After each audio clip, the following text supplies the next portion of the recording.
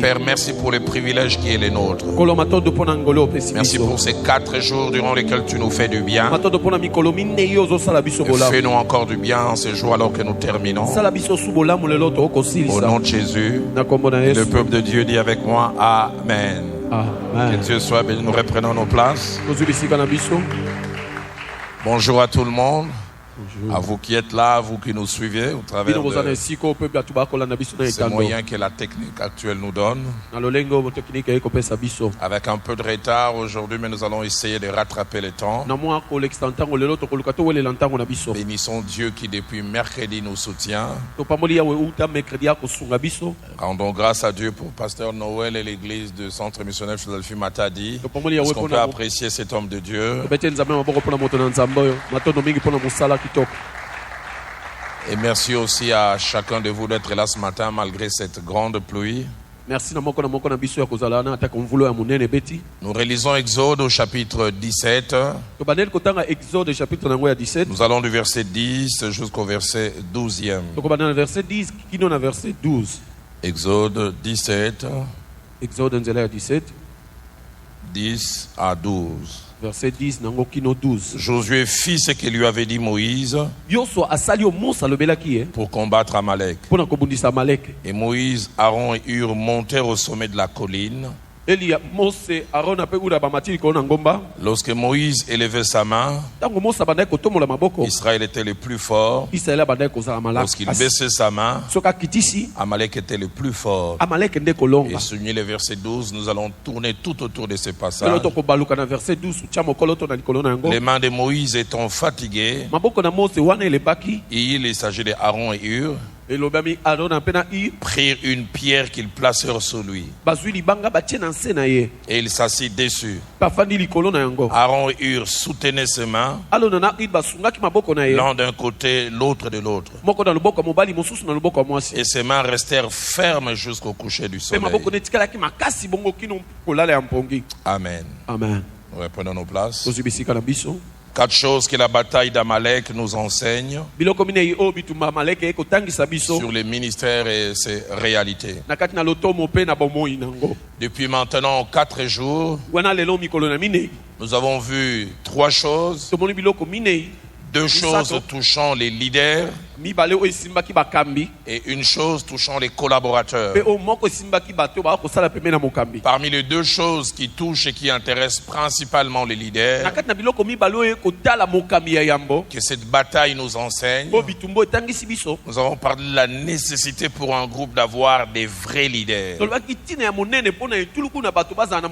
n'avons pas seulement dit des leaders, mais des vrais. Et nous avons parlé de ceux qui étaient attachés au vrai leadership. Et deuxièmement, nous avons parlé de la nécessité, nous avons insisté lorsque cela est nécessaire. Pour un leader de savoir pratiquer la délégation du pouvoir. Souvenez-vous quand l'attaque est arrivée, Moïse a dit à Josué, choisis des hommes, sors et combat pour nous.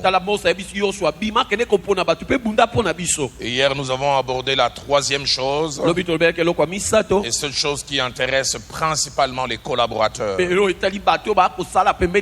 c'était la nécessité d'avoir des collaborateurs qui savaient rester à leur place. On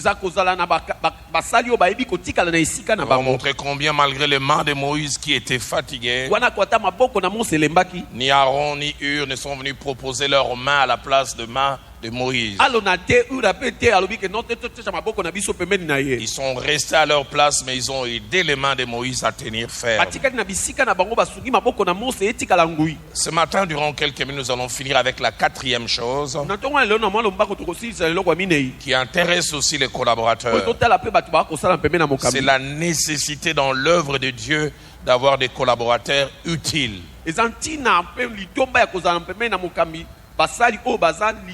Des collaborateurs utiles. Lorsque nous parlons de l'utilité, ce mot cache 4 idées.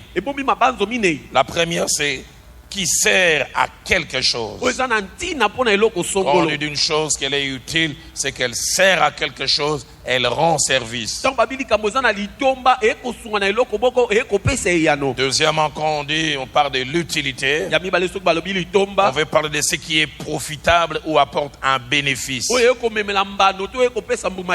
Et troisièmement, lorsqu'on parle d'utilité, on veut parler de ce qui joue un rôle efficace et nécessaire. Et puis enfin, quatrièmement, lorsqu'on parle d'utilité, on parle de ce qui enrichit ou qui est une source d'enrichissement. Le ministère a besoin des collaborateurs qui servent à quelque chose. Le ministère a besoin de collaborateurs qui sont profitables, qui apporte un bénéfice. Le ministère a besoin de gens qui jouent un rôle efficace et nécessaire. Le ministère a besoin de collaborateurs qui enrichissent et sont des sources d'enrichissement. Et Aaron et Hur comme collaborateurs ont été non seulement utiles, je dirais même très utile à Moïse. Au travers de leur exemple ou de leur modèle, nous pouvons retirer quelques principes attachés à l'utilité. 6 principes en introduction. Le premier principe important, il n'y a pas d'utilité sans la présence et la disponibilité. Il n'y a pas d'utilité sans la présence et la disponibilité. Pour être utile, Aaron et Hur ont d'abord été présents. Tu ne peux pas servir ou servir un homme en étant absent. Et lorsque nous parlons de la disponibilité, on dit de quelqu'un qu'il est disponible, c'est-à-dire on peut l'utiliser librement. Deuxièmement, qui est libre de toute activité, de tout engagement. Troisièmement, qui n'est pas occupé à autre chose. Et puis enfin, quatrièmement, qui n'a pas de contraintes ou d'empêchement pour faire quelque chose. Aaron et Hur étaient utiles parce qu'ils étaient présents mais aussi disponibles. Isaïe chapitre 1er au verset 6 nous montre l'un des plus bels exemples de la disponibilité. Ou quand il y a un besoin qui se présente et l'Éternel pose, pardonnez-moi, Isaïe chapitre 6. Isaïe chapitre 6, j'ai dit premier, c'est le contraire, chapitre 6. Isaïe chapitre 6, au verset 8. Verset 8. Isaïe chapitre 6, verset 8. Pas 1, 6, mais 8, 6. Un besoin se présente et le Seigneur dit, qui enverrai-je? Isaïe présente sa disponibilité, me voici, envoie-moi. Il n'y a pas d'œuvre de Dieu sans disponibilité. Me voici, envoie-moi. Et j'ouvre une parenthèse pour dire 4 choses par rapport à la disponibilité. En général et surtout par rapport à l'œuvre de Dieu. La première, c'est que la disponibilité coûte toujours à la personne qui la pratique. Celui qui se rend disponible paye un prix. Matthieu chapitre 4, verset 19 à 20. Jésus-Christ veut se servir de Pierre et de son frère André. Il leur dit, suivez-moi et je ferai de vous pêcheurs d'hommes. 2 choses me frappent, une disponibilité spontanée. La Bible dit aussitôt. Il s'est mis à sa disposition. Mais j'aime la deuxième des choses. Ils laissèrent leur filet et leur barque. Pour être disponible, il y a toujours des choses à laisser. Deuxièmement, la disponibilité montre l'attachement qu'on a à une personne ou à une cause. Celui qui se rend disponible montre l'attachement qu'il a vis-à-vis d'une personne ou d'une cause. Dans Samuel chapitre 14, au verset 7, Jonathan est avec son porteur d'armes. Il veut aller attaquer les camps des Philistins. Il dit Dieu n'est pas obligé de sauver par un grand nombre. Il peut sauver même par un petit nombre. Et son serviteur lui dit, fais tout ce que tu as dans le cœur. N'écoute que ton sentiment. Mais j'aime comment il termine. Il dit, me voici prêt à te suivre. Je me rends disponible. La version française courante dit, je te suivrai comme ton ombre. La version parole de vie dit, où tu veux que j'aille, j'irai avec toi. Troisièmement, la disponibilité est un signe d'amour et d'affection. Signe d'amour et d'affection. Matthieu 8 au verset 19. Un scribe qui a entendu Christ enseigner, non seulement qui veut se rendre utile, mais aussi disponible à lui. Il dit, je te suivrai partout où tu iras. Et Jésus veut presque les décourager. Il dit, les renards ont des tanières, mais les fils de l'homme n'en nulle part. Mais il insiste encore, moi je te suivrai. Et puis quatrième et dernière chose attachée à la disponibilité, celui ou celle qui ne veut pas être disponible a et trouvera toujours des excuses. Toute personne qui ne veut pas se rendre disponible aura toujours des excuses.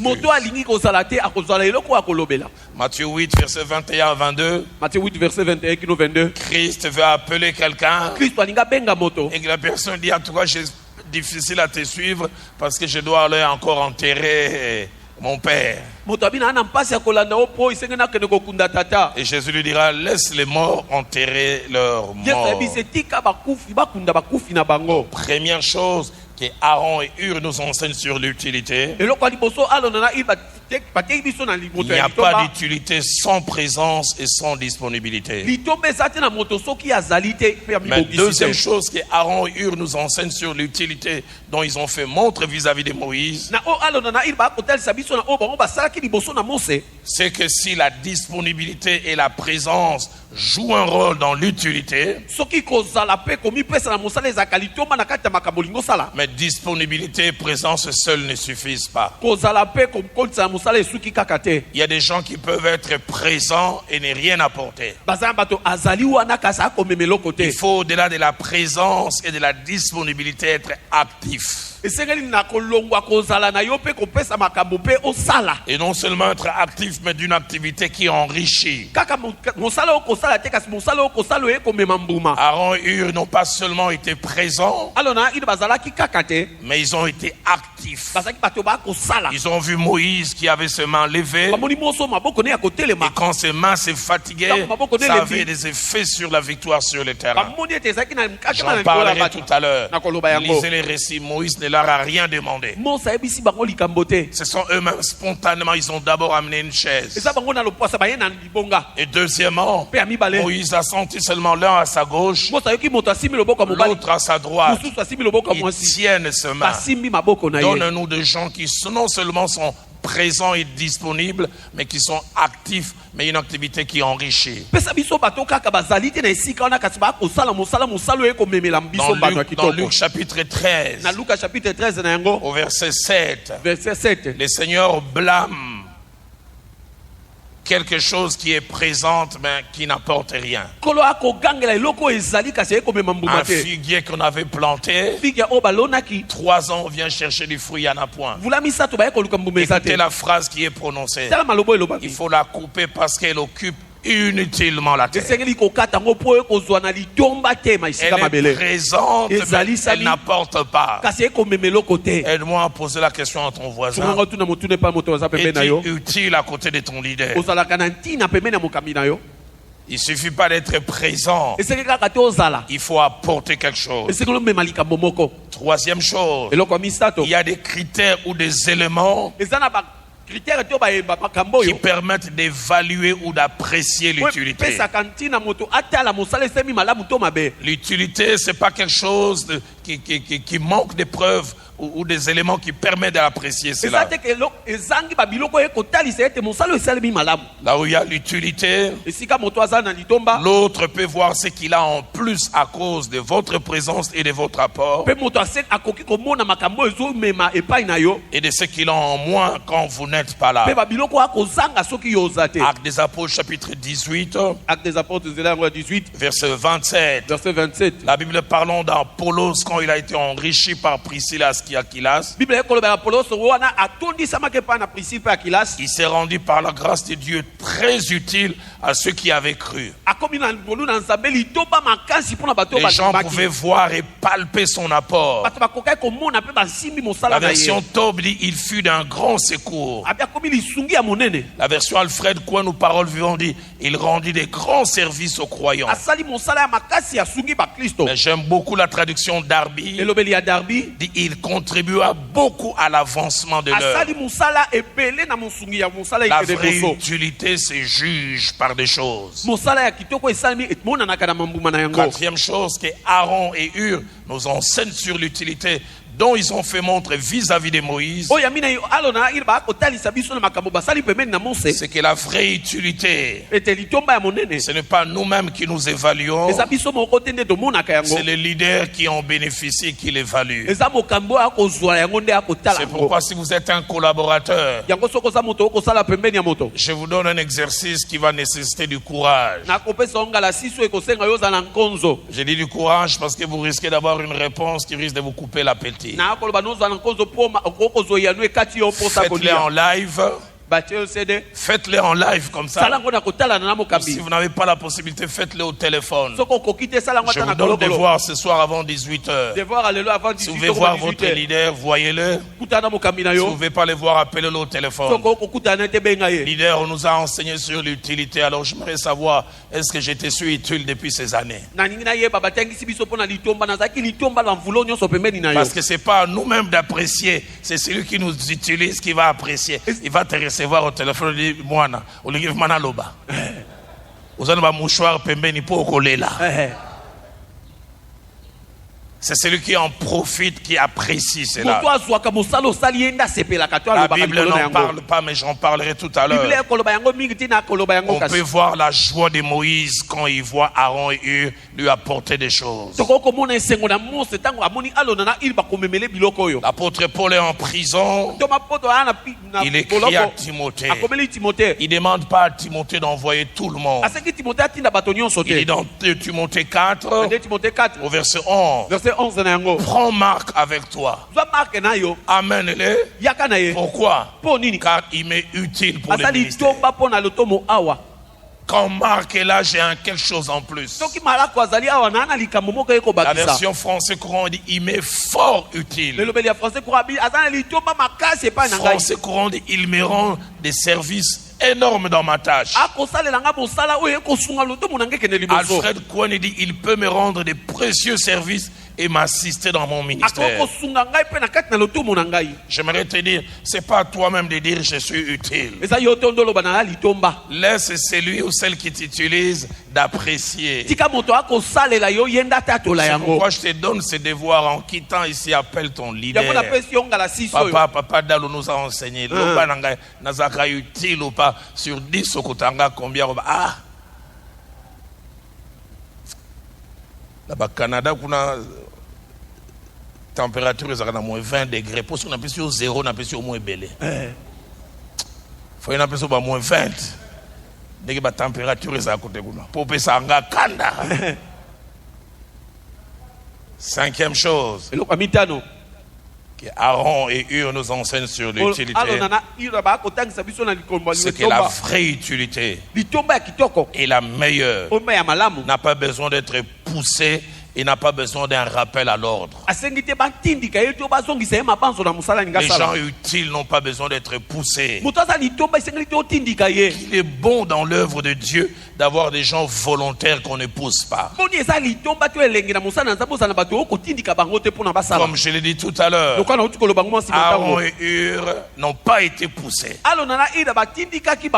Ils ont vu Moïse être fatigué. Ils ont constaté qu'il y avait un besoin. Ils ont réfléchi. Qu'il est triste dans l'œuvre de Dieu d'être pasteur et toi-même tu viens, tu vois, il y a des toiles d'araignée. Il y a 25 collaborateurs, toiles d'araignée, bon. Donne-moi des gens qui observent.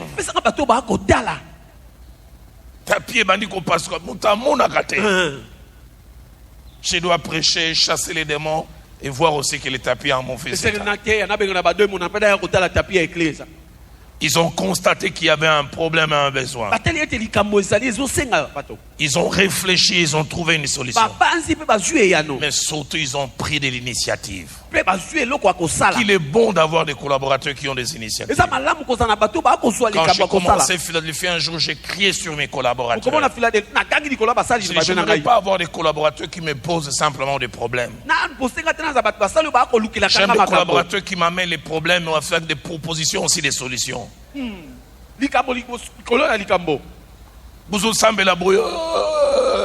Papa singa guitare katani to salani. Que je commence à avoir réfléchi sur les fils. Papa singa guitare katani menazana moi 5000 natindi basomba moi nini église kozongo selanga après. Ça je bénis Dieu. Aaron eu initiative qui a servi à quelque chose. J'aime quand l'apôtre Paul est en train de vouloir demander un service à Philémon concernant Onésime. Quelque chose qu'il dit que j'apprécie énormément, qui montre combien il préfère des choses faites spontanément. Philémon chapitre 1er verset 14. Il dit, je n'ai rien voulu faire sans ton avis, afin que ton bienfait ne soit pas comme forcé, mais qu'il soit volontaire. Que des gens qui sont utiles rendent service mais forcés. Ils le font parce qu'ils sont obligés. Combien ça fait du bien, tu as un collaborateur. Je me souviens un jour, je devais venir avec maman Viviane et les filles au culte. Mais les filles, je devais les prendre quelque part et puis il y a eu incompréhension. Je commence à louer, Viviane m'appelle, mais Roland, on n'est pas venu. Pasteur Ken vient me dire directement, est-ce que papa, ça te dérangerait que tu remplaces quelqu'un pour la prière d'ouverture? Je vais les chercher. Ça fait plaisir. Que ce soit plutôt toi qui lui dis, vas-y, tu vois, il y va. À qui quand même? Bon. Un bienfait, un service, mais forcé. Aaron et Hur, rien ni personne ne les pousse. Ils prennent l'initiative.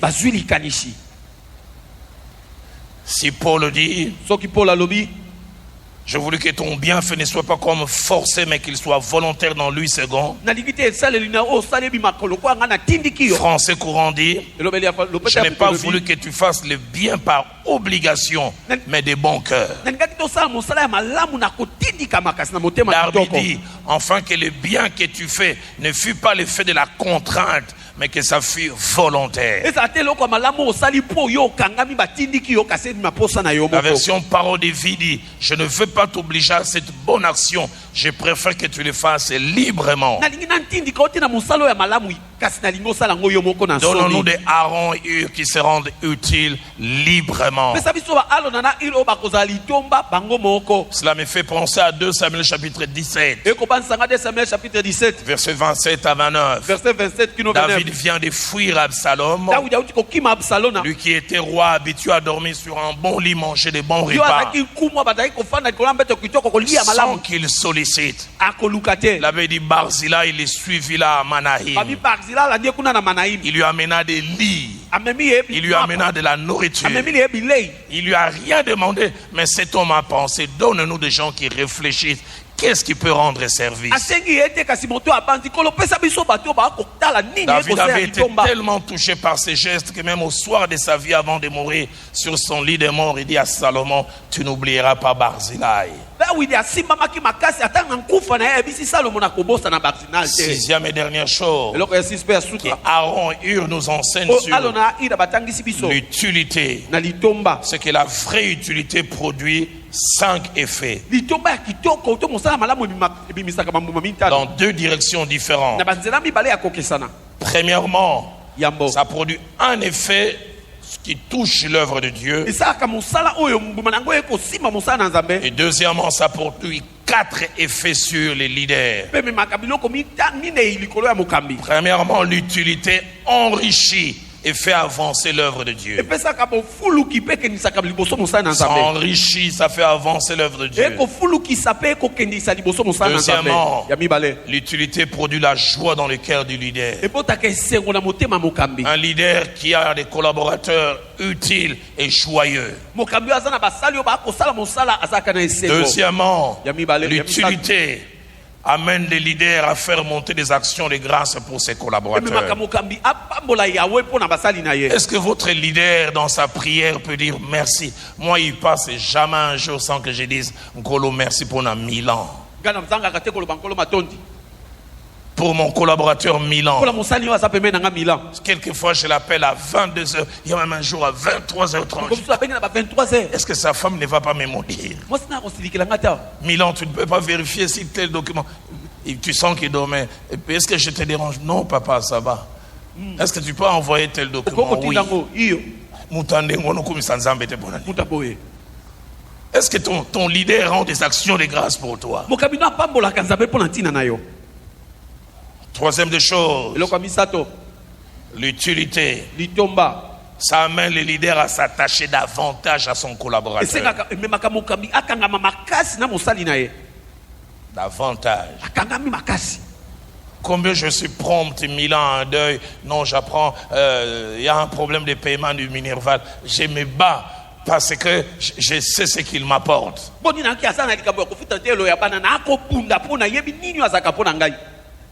Quatrième et dernière chose, l'utilité.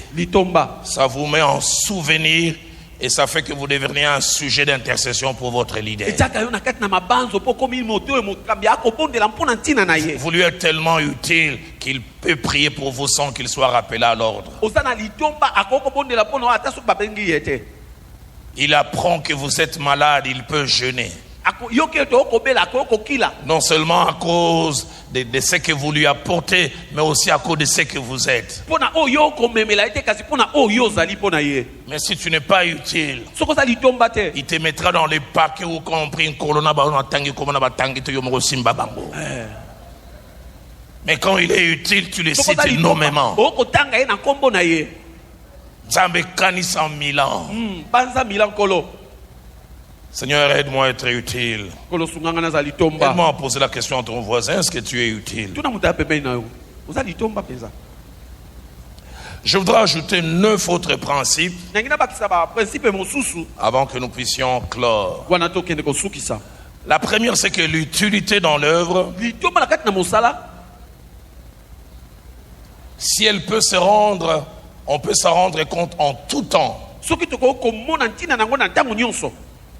La vraie utilité de quelqu'un se mesure quand la personne est absente. Un collaborateur utile. Des fois, les gens utiles, tant qu'ils sont là, ils rendent service. Comme les anglophones disent, nous prenons ça for granted. Nous prenons ça gratuit. C'est les jours où il n'est pas là qu'on se rend compte, colonne vertébrale, l'église, le Lezate. L'homme qui court à gauche et à droite trouver des solutions. Les leaders commencent à dire Milan vraiment zaté au monde.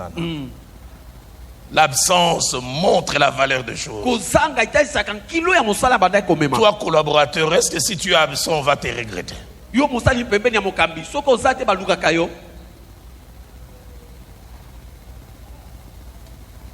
Un vrai collaborateur, il meurt, les pasteurs pleurent.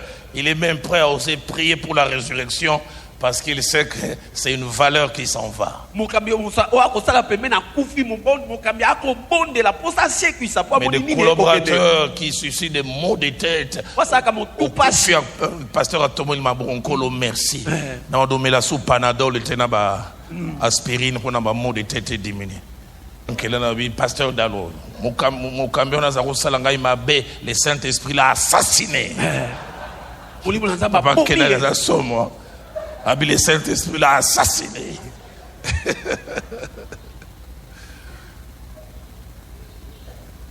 Deuxièmement, comme je l'ai dit tout à l'heure, la vraie utilité va au-delà de la simple présence.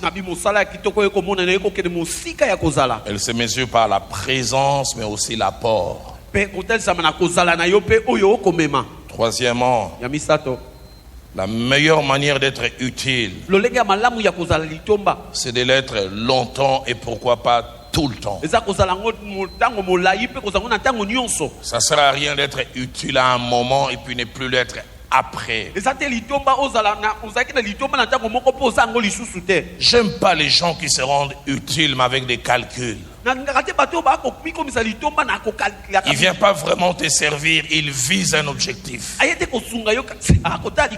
J'ai souvent vu dans les ministères les gens qui s'attachent à nous, non pas pour nous et pour l'œuvre, mais avec des calculs. Pour qu'ils fassent ma promotion, pour qu'ils m'ouvrent telle porte. Quand je découvre que derrière l'utilité, il y a les calculs, je ne fais rien. Je préfère que quelqu'un soit utile et que c'est moi qui commence à avoir des projets sur lui à cause de son utilité. Papa ne m'a pas dit que sac pour extension apparemment utilité, apparemment disponibilité, mais calculée. Quatrième chose, le contraire de l'utilité dans l'œuvre de Dieu, c'est l'inutilité. Ne servir à rien. Être là mais ne rien apporter. Ne pas être une source d'enrichissement. On peut être inutile de deux manières. Premièrement, en n'apportant rien. Mais il y a un deuxième degré d'inutilité que je ne nous encourage pas à avoir. C'est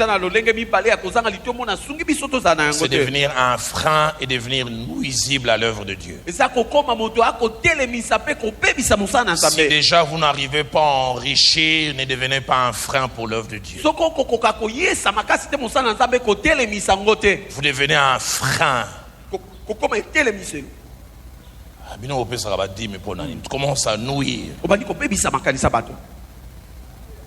Cinquième chose, si l'utilité est une réalité unique, elle peut avoir des degrés. C'est-à-dire on peut être tous utiles mais à des niveaux différents. Il y a des gens qui sont seulement utiles, mais il y a des gens qui sont très utiles. Je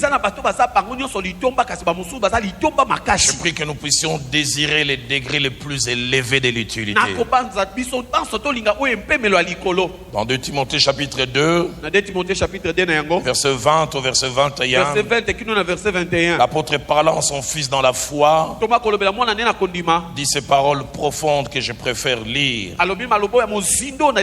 montrant que dans une maison il y a différentes sortes de vases. Tous sont utiles, mais pas de la même manière. Écoutez ce que l'apôtre dit. Parole profonde. Il dit dans une grande maison, il n'y a pas seulement des vases d'or et d'argent, mais il y a aussi de bois et de terre. Tous vases, vases d'or, vases d'argent, vases de pierre et vases de terre. Et il ajoute au verset 21, si donc quelqu'un se conserve pur en s'abstenant de ces choses, il sera un vase d'honneur. Seigneur, fais de moi un vase d'honneur, sanctifié, utile à son maître, propre à toute bonne heure. Mon pasteur Jacques-André Vernon, enseignant sur ce passage un jour, il dit, dans nos maisons, nous avons toutes sortes de vaisselles. Il y a des vaisselles que l'on met les jours où tout le monde mange. Mais il y a d'autres seulement, on a invité le Premier ministre. Tous sont utiles, mais certains ont une utilité à des grandes occasions, à cause de leur valeur, à cause de ce qu'ils ont de spécial. Je prie que toi et moi, non seulement que nous soyons utiles, mais que nous soyons très très utiles. Si vous êtes d'accord avec moi, aidez-moi à dire Amen. Amen. Sixième chose, si l'utilité est notre appel et notre vocation par rapport à l'œuvre de Dieu, elle doit aller dans deux directions principalement. Premièrement, servir à la gloire de Dieu et servir à l'avancement de l'œuvre de Dieu. Notre utilité par rapport à notre leader doit être servir à la gloire de Dieu et servir à l'avancement de l'œuvre de Dieu. Ton pasteur est impudique et ce qu'il te demande, c'est d'aller le louer des chambres où il amène ses concubines. C'est aussi une forme d'utilité, mais ça ne sert pas les royaumes des cieux. Petit kedo kangela makangwana mema nzambwete madame ayebate. Tu es utile à un homme de Dieu, mais ça ne sert pas à la gloire de Dieu. Et ça ne fait pas avancer le royaume de Dieu. Dans 2 Samuel chapitre 11, verset 4 et verset 14, nous trouvons deux groupes de personnes qui ont été utiles à leur leader, mais une mauvaise utilité. Les leaders d'Israël est allé combattre. David est resté. Et de là où il s'est trouvé sur le toit de la maison, il a vu une femme nue qui s'est baignée. Il a posé la bonne question, on lui a donné la bonne réponse, mais il a eu la mauvaise réaction. De qui était l'épouse? Pour savoir si elle est en alliance avec quelqu'un ou pas. C'est l'épouse de Uri et Étienne. Donc en alliance, au lieu de s'arrêter, il dit amenez-la moi. Et qu'est-ce que la Bible dit? Il envoya des gens la chercher. Ils sont utiles au roi, mais par chercher la femme d'autrui, en servant leur leader.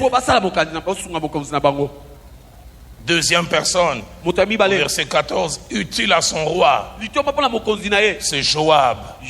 Quand David se rend compte que la femme est enceinte, il faut éliminer Uri, un témoin gênant. Il fait parvenir un courrier à Joab, placez-le au front. Joab est utile à David, mais pas utile au royaume des cieux. Je prie que derrière l'utilité que vous avez derrière votre leader, que Dieu soit glorifié. Si la gloire de Dieu n'est pas derrière, avec tout le respect, dites ça, je ne ferai pas. Septième et avant-dernière chose, on peut ne pas être utile à un moment, puis les définir les temps d'après. Je dirais même, j'irais même plus loin. On peut être utile à moindre degré et augmenter en utilité. Je prie qu'après cet enseignement, si vous n'étiez pas utile, que vous le deveniez. Mais si vous l'étiez à moindre niveau, que vous augmentiez des doses. Mais si vous l'avez toujours été, maintenez ce standing.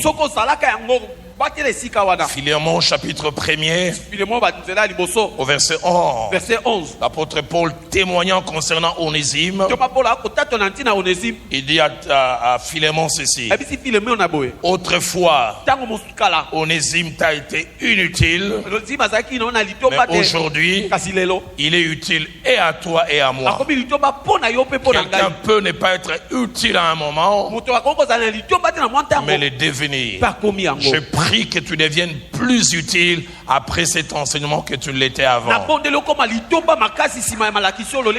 Je prie même que dans les jours qui viennent, ton pasteur demande, mais qu'est-ce qui s'est passé? Il était paresseux, autrefois on les poussait. Qu'est-ce qui s'est passé? Que mon Dieu te rende plus utile pour sa gloire et pour l'avancement de l'œuvre de Dieu. Si Louis II dit autrefois il était inutile,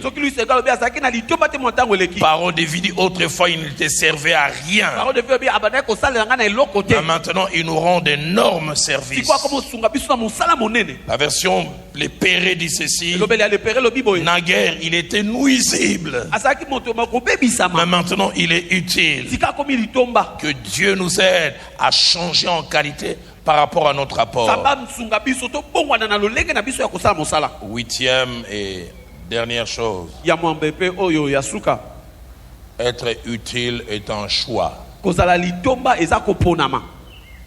une décision que l'on prend. Et je prie qu'un collaborateur prenne la décision: je veux désormais être utile. Je veux comme Aaron, ne plus laisser qu'on me pousse. Je veux désormais apporter quelque chose à l'œuvre où je suis. Je peux ajouter un 9e principe en appendice. Et là je m'adresse aux leaders. Je terminerai avec un exemple que j'ai vu le feu Jacques-André Verneau pratiquer.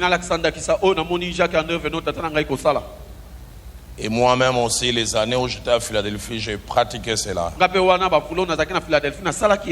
Si l'utilité est une bonne chose et enrichit et l'œuvre de Dieu et les leaders, un bon leader doit apprendre à faire deux choses. Premièrement, à reconnaître l'utilité dans ses collaborateurs. Et deuxièmement, à encourager cela.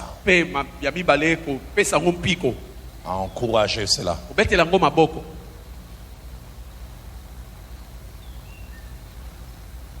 J'étais un jour avec un couple marié depuis plus de 18 ans. Les mariés de la même tribu que mon épouse. Je ne vais pas dire laquelle.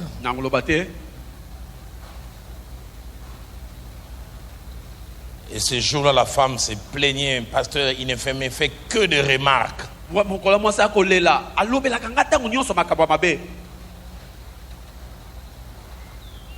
Remarque quand j'ai raté un repas.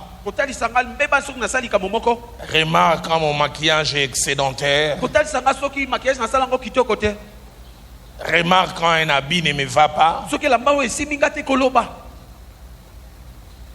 Mais quand j'ai bien préparé, je me suis bien maquillé, j'ai bien fait les choses, il dit rien. Je me souviens quand ces couples sont sortis, j'ai rigolé au moins 15 minutes, j'ai eu même mal aux côtes. C'est papa avec la façon de parler des gens de cette tribu, avec un visage déformé. Pasteur, à ça vous se plaindre pour Nanini. Ngaï, il faut comprendre comment moi je fonctionne. Pasteur, moi mes compliments c'est le silence. Sera mundi na lobie local tena iko chitoko. Il dit ses compliments c'est le silence. Si les lois comprennent, n'engagent pas fonctionner. Na lubaka suke baby. Kasuke bonge, elle doit comprendre. Que Dieu nous épargne des leaders dont les compliments c'est le silence. Donne-nous des leaders qui apprécient. Matthieu chapitre 25. Matthieu 25. Versets 21 et 23. Verset 21 qui nous 23. Il a dit bon et fidèle serviteur. Une autre version dit serviteur performant. J'ai vu les pasteurs Vernon le faire. Chaque trimestre, il choisissait un département de l'église. Dimanche au culte, il surprend ces personnes. Où sont les mamans qui nettoient l'église, qui arrangent, qui enlèvent? Passez ici. Frères et sœurs, ce sont des gens très utiles à l'église. Quand vous trouvez l'église propre, ce ne sont pas des anges qui viennent nettoyer. Ce sont ces braves personnes. Est-ce qu'on peut les apprécier? Les gens acclament. Au monde avant qu'on nettoyait à 6h dimanche il a qui 5h30 parce qu'on les a encouragés. Un autre trimestre, frères et sœurs, il y a des gens qui ne prêchent pas comme moi, mais qui sont très utiles à cette œuvre. Ce sont ces techniciens qui viennent arranger les instruments. Vous savez, nous commençons le culte à 7h, mais ils arrivent à 5h. Ils placent les fils. On finit le culte quand vous savez à midi.